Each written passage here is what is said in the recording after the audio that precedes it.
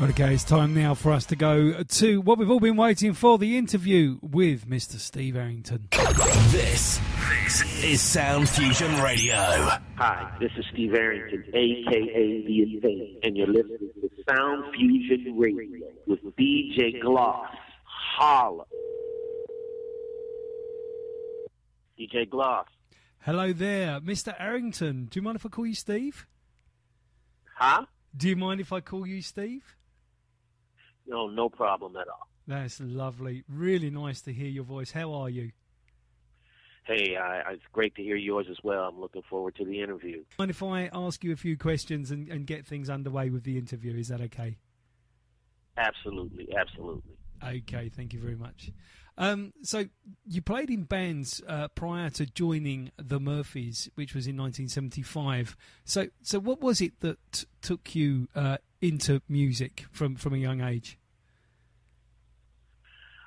As long as I can remember, it's always touched me.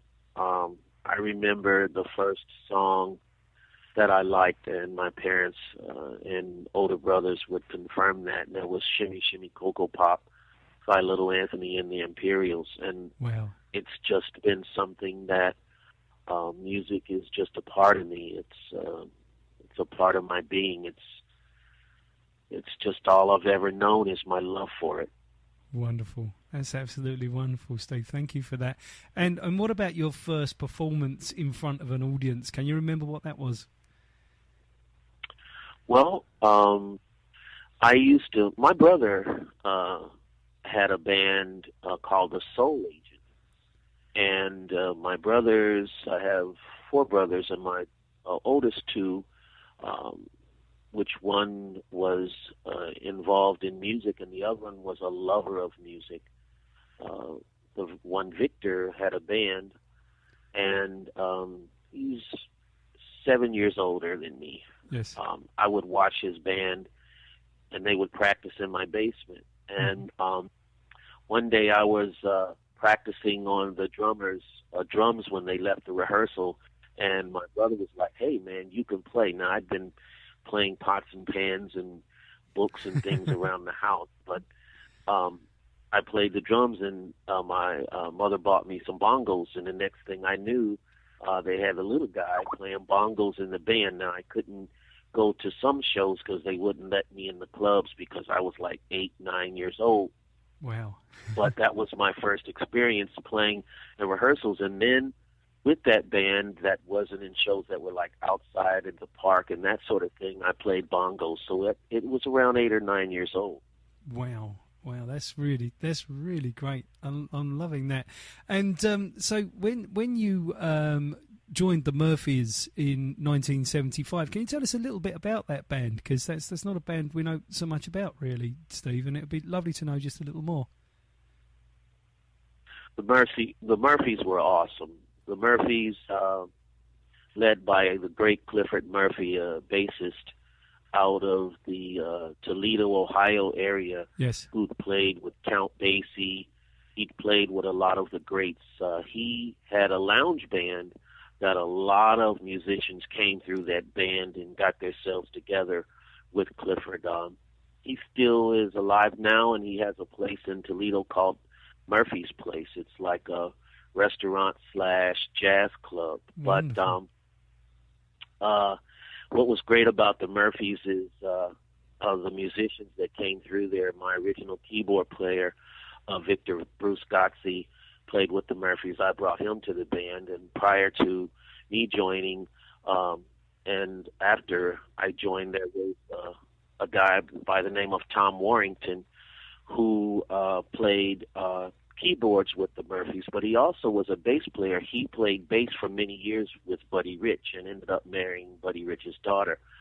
Wow. So the great thing about the Murphys, it was a place to get yourself together and play all types of music, because we did, the basic cover songs of the top 40, but we did a lot of jazz, blues, and unique music that you were able to really develop your love for a lot of styles of music. So the Murphys were very pivotal and important for me. Wow. Well, and so many, big names, Buddy Rich and so on. These are huge jazz names, and I just, wow! Thank you for sharing that with us, Steve. That's lovely. Thank you for that. So you moved to San Francisco from Ohio. Was that for musical reasons? Say that one more time. I'm sorry. No I problem. heard about San Francisco, and then I didn't quite catch it. No problem. You moved from Ohio to San Francisco. Did you move there for musical reasons or for other reasons? Absolutely for musical reasons. That was where I decided that I had, I felt I had talent and gifting enough to go and try to make it. The funny thing about the Dayton scene, it was a very powerful and plenty of talent, but we didn't really have a strong music business template to be able to start and complete a career in Dayton. So many of the acts left Dayton and went to different areas, like the Ohio players recorded in Chicago and Lakeside from Dayton. Went to actually make it in Los Angeles, and I went to make it in San Francisco, the Bay Area. Absolutely. Wow, that's great. Thank you for that. And joined Slave in 1978, but as a percussionist originally. Can you tell us about that? How that came about? Well, prior to leaving to go to the Bay Area after graduating from high school, I played in a band called the Young Mystics, which were quite a few members that ended up being in the group Slave. So they were, and it's a funny thing about Slave. You had guys who were 16 years old, 17, and then you had guys who were 30 years old. Yeah. So it was an interesting mixture. By the time I left Ohio, though, the Young Mystics were about 3 to 4 members that ended up being in Slave. Were all like in the 9th grade, and I was senior graduating.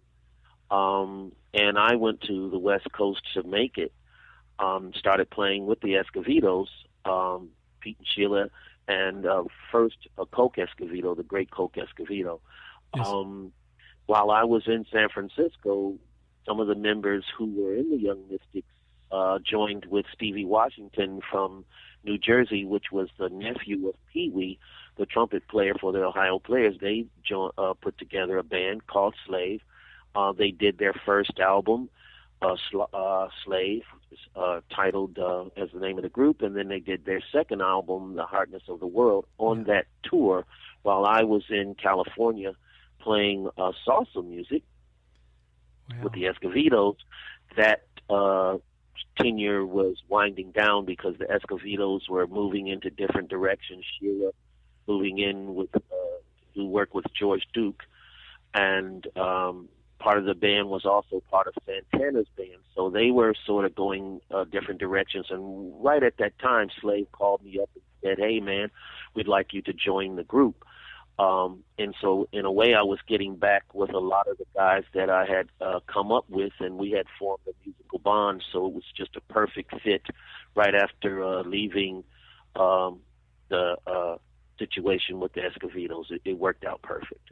Wow, that's brilliant. So these guys were guys you sort of went through sort of high school and graduated with, and then came back to later. That's a wonderful story that you don't pick up that story from anywhere. You know, you don't get that information, and that's what's so lovely about talking directly to people like yourself, Steve, where we can get the full information. That's just lovely. Thank you for that. So you became their drummer after a while on percussion, and then you sort of moved into vocals as well. Was that a natural progression for you, or? Yes, it was. I joined as the percussionist, and really it was that to play drums. But the drummer that they had, Tim Dozier, had to play out his time there before the move was made. So I went into percussion and sang background vocals, and did one song on the concept album. I played drums on Stellar Funk, and on the rest of the album, did percussion and background vocals, and Tim Dozier was the primary drummer on the concept album. I then moved into the full-time drummer and started to function more in the vocals from the lead vocal perspective and not just backgrounds, and writing on the Just a Touch of Love album, which produced the single Just a Touch of Love. And it was a progression that I didn't really see coming, becoming a lead vocalist, because I had spent so many years developing myself as a drummer. Although with the Murphys I sang from the drums, I'd sing Tie a Yellow Ribbon Round the Old Oak Tree, I'd sing standards, and I knew that I could sing and play. Yes. But to join Slave, I was content with being their drummer, and how it escalated into me becoming more and more of a front man. Actually, I didn't see that coming. Wow. There you go. Watching You and Wait For Me were also on that album, weren't they, on that particular release? No, actually, Watching You is on the Stone Jam album. Right. And Wait For Me is on the Showtime album. Really? What transitioned you to lead vocal? Because you eventually left the drums altogether and became lead vocalist. Well, we were touring, and I was singing the hit songs that I sang on from the drums, and we decided that, it would be better visually if the guy who was singing these songs were up front. Because Slave had started more of a party band that were doing group vocals. Yeah. Like Slide, there's 3 different singers on Slide, and it continued to be that way throughout even my tenure with Slave, but it became more and more as the songs that came out from the on the radio as the hit singles. I became more and more of a focal point from the vocals sounding like there should be a guy out front. And so we decided to take me off the drums. We hired Roger Parker, who was playing with Fazo, and left Fazo, and he was around Dayton, and I was friends with him, and I said, hey, you want to get down with us? And he loved to be the drummer for Slave. Live, I continued to play the drums on the albums, but he was our drummer for Live. I came up front, and then I had to learn how to be a front man right there on the job. It was a heavy task, but I enjoyed doing it, and I learned a lot from it in those early years of learning how to be a front man. Wow. Thank you for sharing that story with us too. That's absolutely lovely. And I was going to say, if you could pick 3 tracks that are your favourites from Slave, what would they be? My 3 favorite. And I guess I'd have to say it depends on what mood I'm in, but if I think about those years and I'd say what pops up in my head, it would be Just a Touch of Love, Watching You, and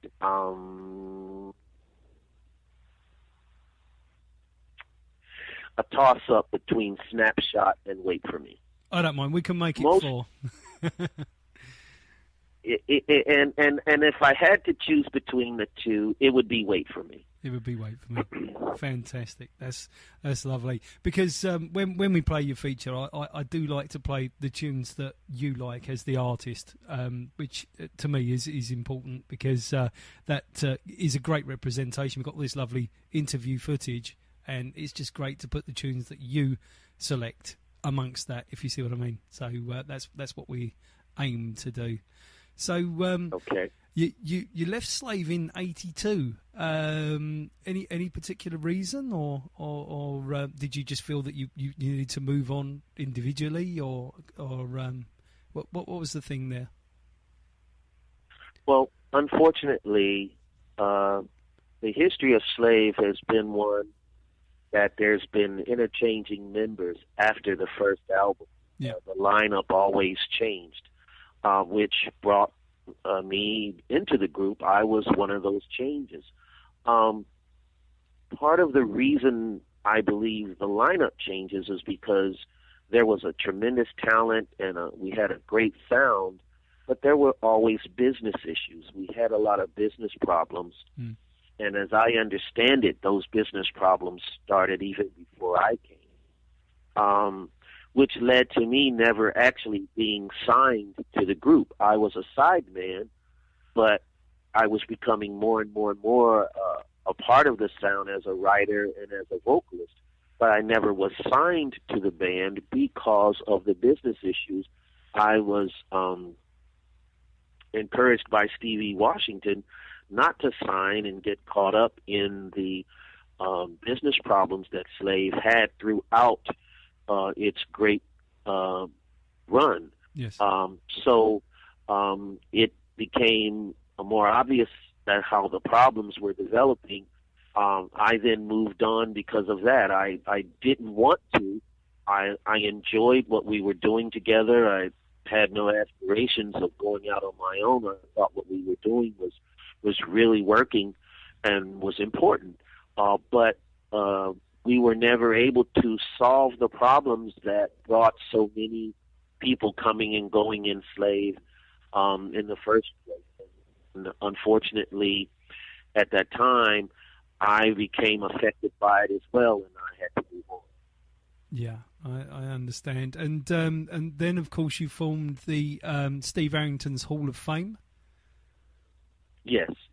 And could you tell us a little bit about that, and tell us a little bit about the formation of that, and why and how that came about, if that's okay?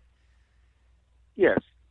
Well, as I mentioned earlier, Victor Bruce Gotze was one of the members in my tenure with the Murphys.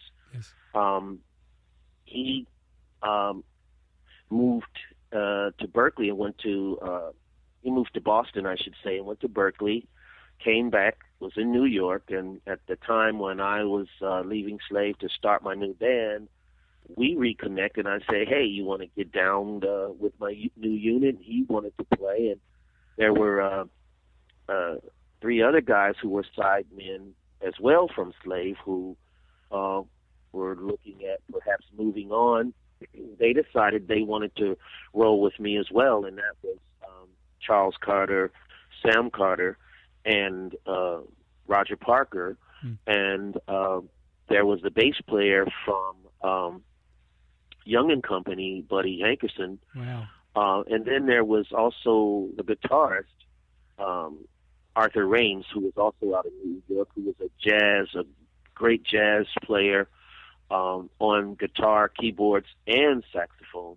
Wow. And that rounded out the unit, and that was Steve Arrington's Hall of Fame, along with, we call him Legit Man, which was a percussionist friend, Gary Jackson, and then that rounded out the group, and then I set out to, do the next phase of my career. Wonderful. And then after that, you became a minister in the mid-'80s. That's right, isn't it? Yes. That's lovely. And right, that's the first part of the interview there with Steve Arrington. Now, he talks about his favourite tunes, Wait For Me, and then Watching You, and then Just a Touch of Love, and Snapshot were the 4 that he mentioned. We've already played Wait For Me and Watching You this morning, which were especially his favourites. We're going to play for you right now, Just a Touch of Love. But just before we do that, I'd just love to hear the depth of the story. There you find out things about Slave and things about the movements of different artists, involvements of people from different bands and so on, and you don't realise the sort of the circuits they move in, people marrying other musicians like Buddy Ritchie's daughter and so on. That's the beauty of interview. None of that appears anywhere where anything's written in bios or written up on Wikipedia or anything like that. None of that information appears there, and it's just wonderful to be able to pick that information up. The best music. Worldwide. On Sound Fusion Radio. Hi, this is Steve Arrington, a.k.a. The Invade, and you're listening to Sound Fusion Radio with DJ-Gloss. Holla.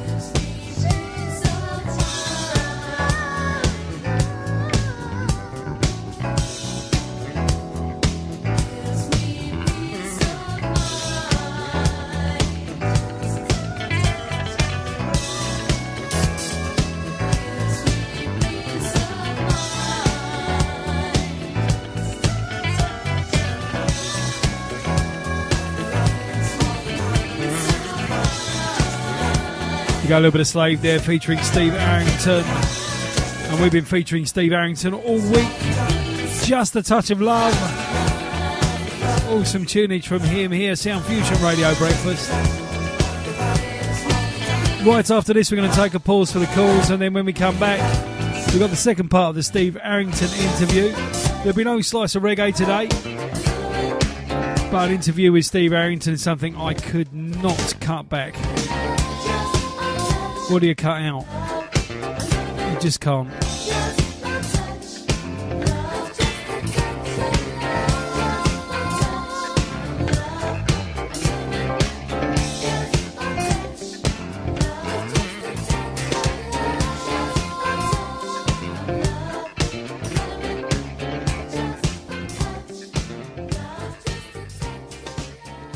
Hi, this is Steve Arrington, a.k.a. The Invade, and you're listening to Sound Fusion Radio with DJ-Gloss. Holla. Well, it's just coming up to past the hour now. We're going to take a pause and come back with the second part of Steve Arrington. Gloss.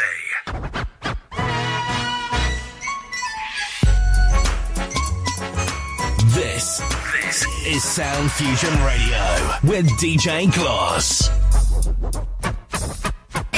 This is Sound Fusion Radio. Right, it's just after past. We're going to return to the second part of the Steve Arrington interview. Hi, this is Steve Arrington, a.k.a. The Invade, and you're listening to Sound Fusion Radio with DJ-Gloss. Holla. From a musical point of view in the records, it kind of comes to a halt there for a little while, and then you start to sort of come back into the music around about sort of 2006, 2007, something like that, and that's sort of what I've got in the history of it. So you're obviously a very, very busy man in that middle section, and so I think really the next big signing for you was Stone Throw Records. Yes, Stone's Throw. That happened in 2010. I released a album, Pure Thing, in 2009, and that was the first music people had heard from me in many years, yes. 25 years actually. Was it 25? Wow, yeah. Mm-hmm. Yes. Mm-hmm. And it was just like, I just felt it, I need to get back and do this music again. Stone's Throw, ahead of Stone's Throw, Peanut Butter Wolf, his nickname, Chris Manic, is his name, and Dame Funk, who was an artist on Stone's Throw, they hit me up and said, "Hey man, we're feeling your independent joint you dropped," and they dug a loop that I had put on my website at that time called "The Invade Has Arrived," mm-hmm. Wow. which is my nickname from back in the day, and I still roll with The Invade up until now. But they really dug what I was doing, and they were like, "Yo, man, you still got it. Why don't you let's do basically started out as a 12-inch, and then they like, yo, man, we're feeling that. Why don't you join the family?" And so I joined the Stone's Throw family, and awesome. I did an album with Dame Funk, a collab album called Higher. And prior to that, like I said, in 2009, I released a joint called Pure Thing. So I was back into this thing, and I knew I was back in it to stay. And I started doing shows. The shows was being very well received. My older audience was there, and then there was this younger audience that had come to know my music through the years that I really never knew about. Lovely. And so I do some shows where I do, you'd see my 40s, 50s, 60s people who grew up with my music, and then I do shows and you'd see 20s and 30s. And so, it was a fascinating thing to have your music discovered by new generations. And so it's been that ever since, and I've enjoyed and loved the ride, and that's sort of how I came back into the mix. I just released an independent joint, and some people got wind of it and said, "Hey, man, let's take this to the next level." Well, we certainly were very pleased to see the Steve Arrington name back on the music scene. I can say that for sure. And, you know, and we were very pleased to see that you were going to be at the O2. In fact, this Friday coming. And we have tickets and we'll be along there on that night. And really seriously looking forward to that particular show. I guess you might have a few secrets that you won't want to tell us about as to the content of that show. So I'm going to ask you a slightly different question, and that is, what are you currently working on right now? Well, currently I am in the middle of doing a re-release of the Hall of Fame years. Wow. Along with unreleased tracks that will be on the record as well. And I'm also working on a new straight-up Steve Arrington project that's not a collab on this one. And, you know, I'm making new music, and I'm excited about where I am musically right now. And, you know, when you've been gone as long as I've been gone, you know, there were things that I had to find out where I was, meaning, you know, live shows, you know, where was my gift? Where was my gift for writing? Where was my singing?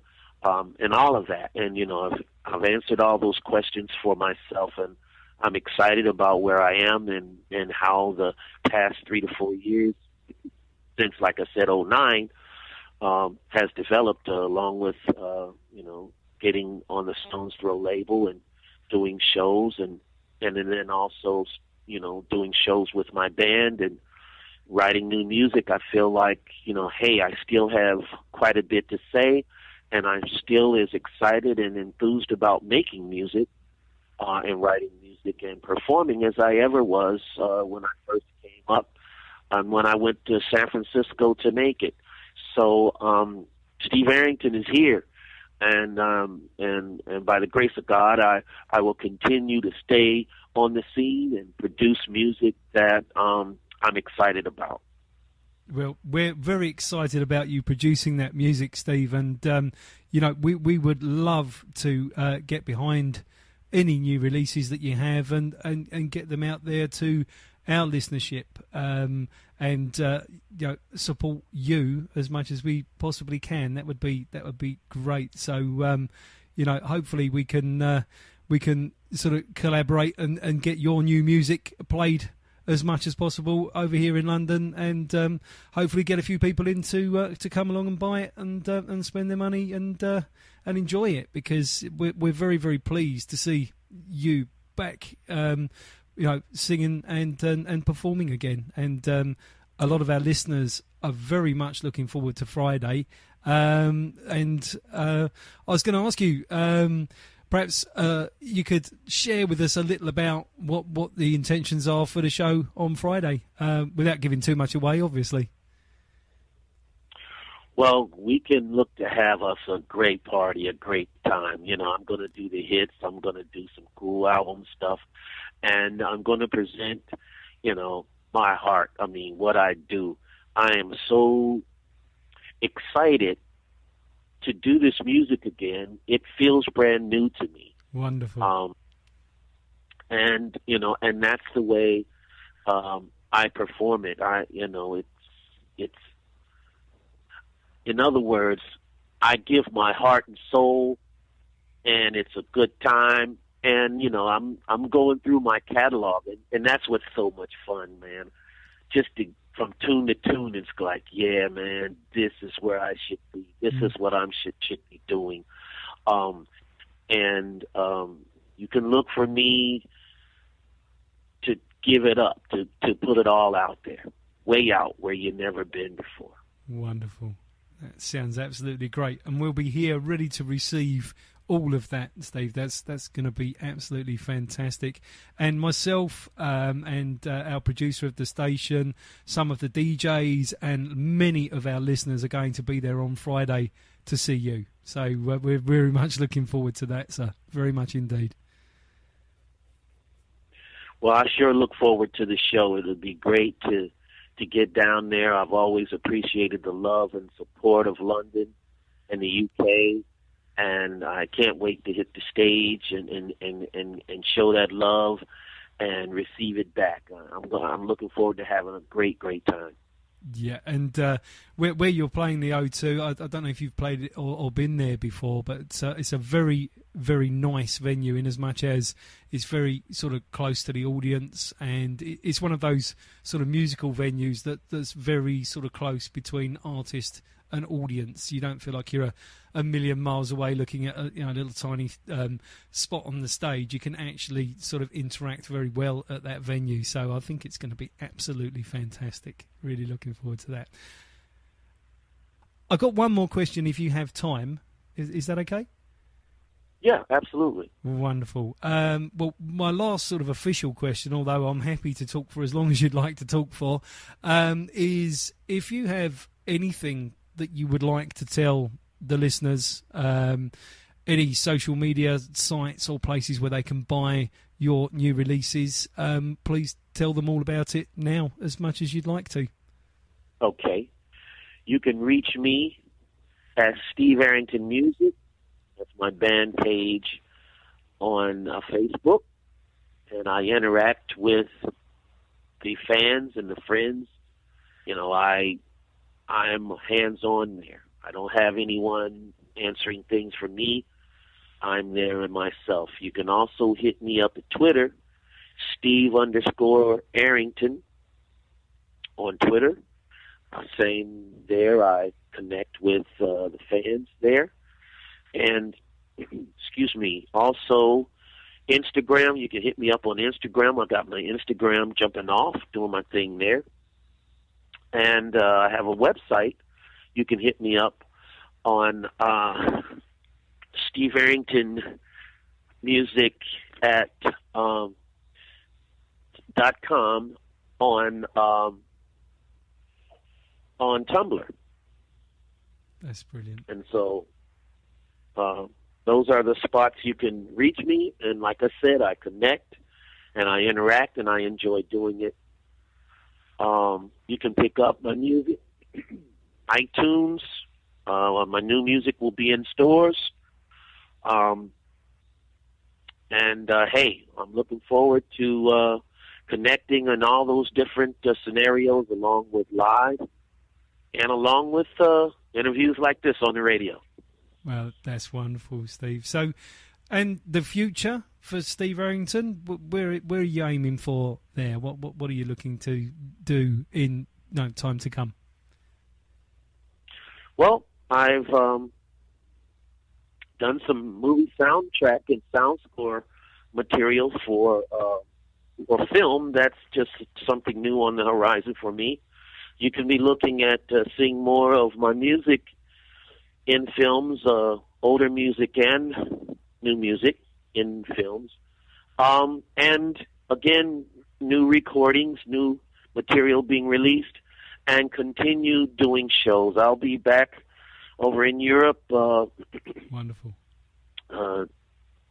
Continuing to do shows and doing my thing and doing some recording over there too. I plan to do some recording with some collabs and some things going on over there as well. So the future is, as the song said back in the day, in the 80s, the future's so bright, had to wear shades. Mm-hmm.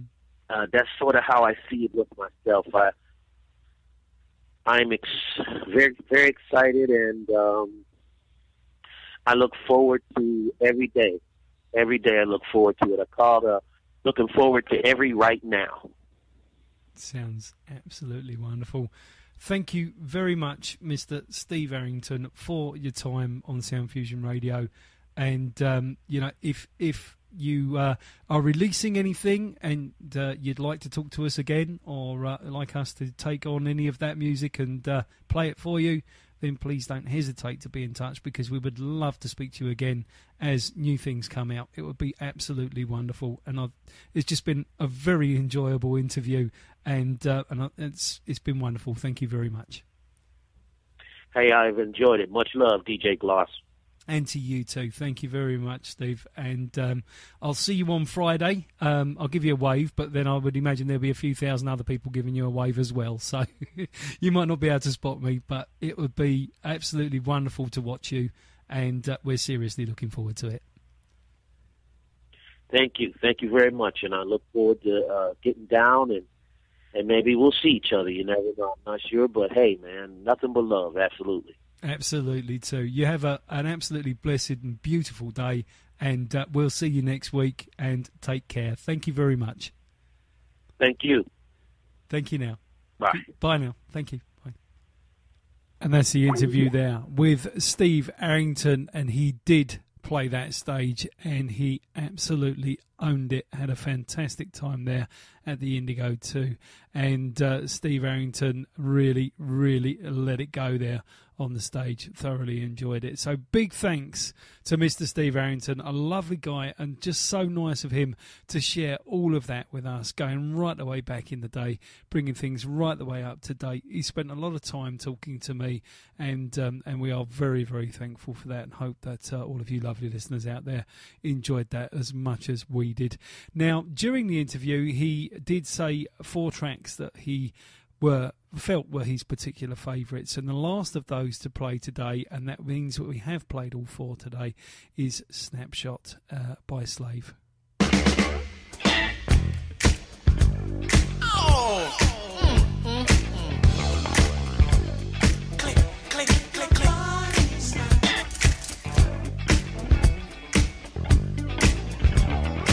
Strike a note that's so deep, your body. Turn your head this way, baby. I'm focused in on you. In your sexy smile. Your body. Turn a little, babe, left. Blend into the light. I'd like to do you perfectly right. And I want to snap you. Strike a nerve that's so deep. And I want to snap you. 'Cause I like to move deep. Click on over here, baby. The color of your face. Expose your beauty and grace.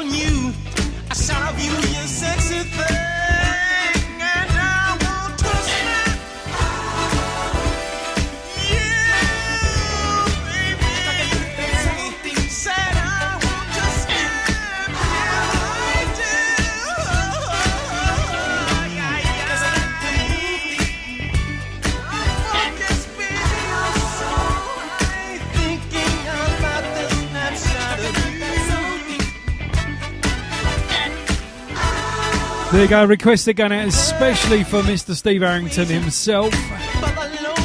And that's Slave and Snapshots, which means we played all 4 of his favourite tunes today.